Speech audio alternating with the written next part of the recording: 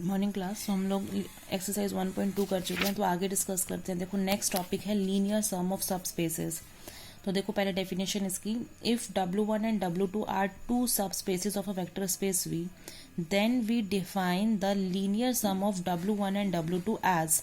वो क्या बोल रहा है कि अगर आपने W1 भी एक सब स्पेस लिया है V का और W2 भी एक सब स्पेस लिया है V का, तो उन दोनों का लीनियर सम कैसे डिफाइन होगा, W1 प्लस W2 करके।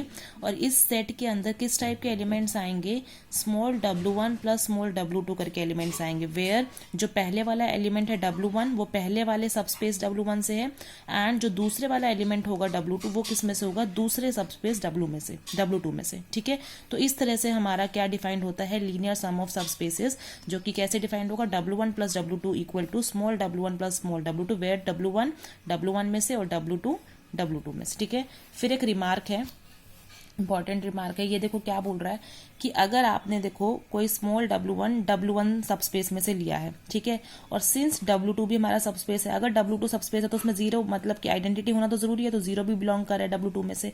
फिर इस स्मॉल W1 को मैं क्या लिख सकती हूँ, W1 प्लस जीरो, कोई फर्क नहीं पड़ेगा क्योंकि अगर एलिमेंट में आइडेंटिटी जोड़ दोगे तो फिर से भी एलिमेंट मिल जाएगा।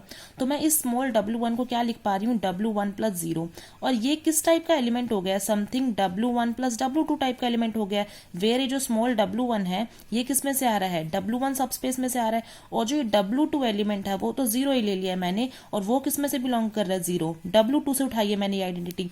तो ये किसके कॉम्बिनेशन हो गया, W1 प्लस W2 टाइप का एलिमेंट लिख पा रही हूँ मैं W1 को। तो मतलब ये जो W1 है वो किस में बिलोंग कर जाएगा, W1 प्लस W2, मतलब W1 और W2 के लीनियर सम में बिलोंग कर जाएगा। ठीक है, तो यहां से मैं क्या देख पा रही हूं कि अगर मैंने कोई भी रैंडम एलिमेंट W1 इस W1 सबस्पेस उठाया है तो वो W1 एलिमेंट किस में जा रहा है, हमेशा इस W1 प्लस W2 में। मतलब कि जो पूरा W1, इसका मतलब क्या होता है, देखो यहां से कोई भी एलिमेंट उठाया वो हमेशा एलिमेंट इसमें जा रहा है W1 प्लस W2 में। मतलब जो W1 सबस्पेस है वो पूरी तरह कंटेन्ड मिलेगा आपको किसके अंदर, W1 प्लस W2 में। सिमिलरली आप ये काम W2 के लिए कर सकते हैं ना। अब इस बार क्या ले लो, कोई W2 एलिमेंट मैंने उठाया है W2 में से, और जीरो आइडेंटिटी मैंने इस बार कहां से उठाई है, W1 में से। तो अगेन मैं इस W2 एलिमेंट को क्या लिख सकती हूँ इस बार, जीरो प्लस W2, है ना। ये किस फॉर्म का होगा, फिर से W1 प्लस W2 टाइप का, वेयर ये एलिमेंट किस में से बिलोंग कर रहा है, W1 में से, और ये किस में से बिलोंग कर रहा है, W2 में से। मतलब ये ओवरऑल एलिमेंट किस में चला जाएगा, फिर W1 प्लस W2 में से। फिर से यही काम होगा कि मैंने कोई भी एलिमेंट W2 अगर W2 सबस्पेस में से उठाया है तो वो एलिमेंट किस में चला गया, W1 प्लस W2 में। मतलब इसी तरीके से W2 सबस्पेस भी पूरा का पूरा कंटेन्ड है W1 प्लस W2 में।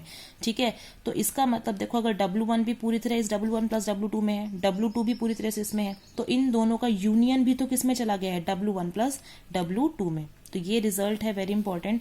ये कहता है कि अगर आपने किन्हीं भी दो सबस्पेस का लीनियर सम बनाया है W1 प्लस W2, तो वो जो लीनियर सम होता है W1 प्लस W2 वो W1 को भी कंटेन करता है, W2 को भी कंटेन करता है। हैंस इसका मतलब कि W1 यूनियन W2 किसके अंदर कंटेन होता है, W1 प्लस W2 में।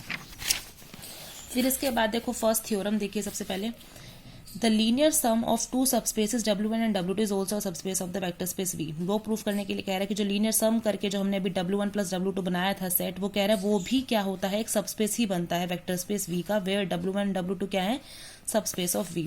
तो मान लिया let W1 and W2 be two subspace of vector space V, और मैंने क्या कर लिया है, अब क्योंकि मुझे किसको सबस्पेस प्रूफ करना है, W1 प्लस W2 को ना, तो मैंने दो एलिमेंट U और V कहां से उठाए हैं, W1 प्लस W2 में से। अब क्योंकि U element W1 plus W2 में से है, तो W1 प्लस W2 में तो किस टाइप के एलिमेंट मिलते हैं, हमेशा जो इस टाइप से लिखे जाएं कुछ, W1 plus W2, where W1 पहला एलिमेंट W1 सबस्पेस में से और दूसरा W2 में से। तो U को मैं किस टाइप का लिख पाऊंगी, कुछ W1 plus W2, where W1 कहां से आएगा, W1 में से, और W2 बिग W2 में से। सिमिलरली V एलिमेंट भी मैंने कहां से उठाया है, W1 प्लस W2 में से, तो V भी कैसा लिखा जाएगा, कुछ W1 dash plus W2 dash type element का, where W1 dash element belongs to W1 and W2 dash belongs to W2।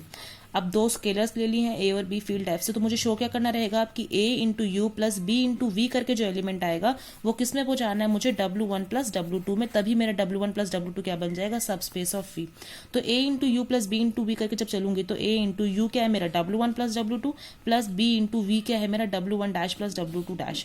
फिर दोनों से मल्टीप्लाई कर लो इसको, तो फाइनली मुझे क्या मिलेगा, A you plus B V, A W one plus B W one dash plus A W two plus B W two dash. फिर अगर नोटिस करूंगी इस क्वांटिटी को तो A W one plus B W one dash, देखिए अब क्योंकि W one और डब्ल्यू वन डैश ये दोनों एलिमेंट कहाँ से हैं, डब्ल्यू वन भी डब्ल्यू वन से है और डब्ल्यू वन डैश भी डब्ल्यू वन से है ना, और ए और बी स्केलर्स है, तो A W one plus B W one dash करके जो क्वांटिटी आएगी वो डब्ल्यू वन में जानी चाहिए। क्यों, क्योंकि डब्ल्यू वन क्या है, सब स्पेस है एक वी का।